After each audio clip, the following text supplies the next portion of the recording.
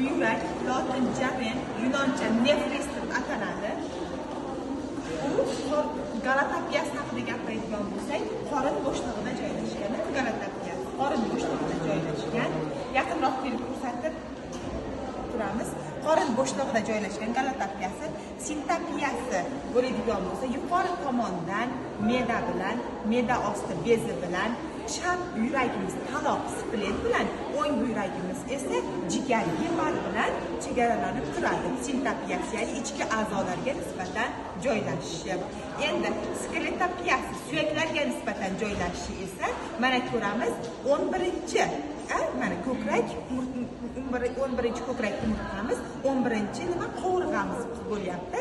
O'sha 11-chi qovurg'amiz, 11-chi ko'krak umurtqamizning mana chap buyragimiz o'rta qismida, o'ng buyragimiz esa mana shu 11-chi umurtqamiz, ko'krak umurtqamiz va qovurg'amizning pastki qismida joylashadi.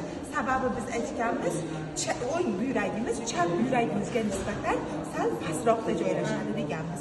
Shuning uchun skeletopiyasi deganda biz qo'rqmasdan nima deb ayta olar ekanmiz?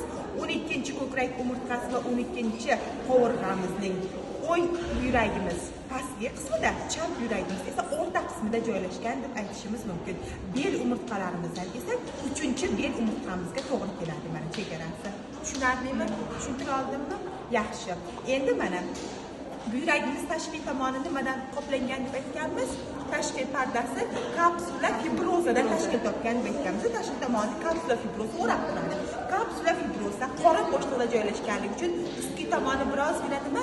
Yog' moddasidan tashkil topgan. Unga esa kapsula adiposa deb aytganmiz, shetgacha aytganmiz, lekin endi uni ustida esa nima?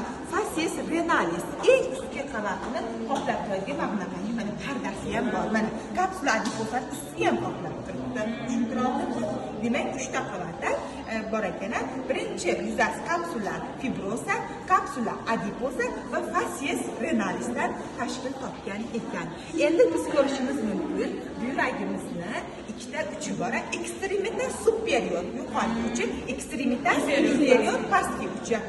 Facies medialis, ya'ni ichkari yuzasi, ya'ni facies medialisda buyrakning darvozasi hilus renalis joylashadi va ikkinchi yuzasi esa facies nima?